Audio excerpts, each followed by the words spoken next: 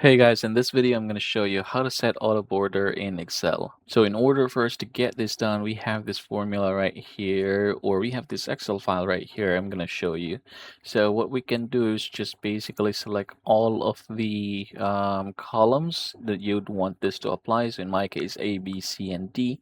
And then from here, what I can do is basically look for it. You can click Home, and then we're going to click Conditional Formatting, New Rule, and then from here use a formula to determine which cells to format.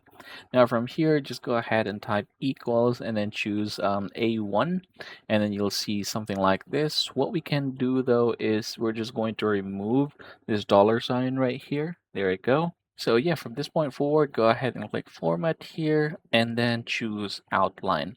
Now there are different formats here for the lines, but I'm going to choose a simple one, the last one right here.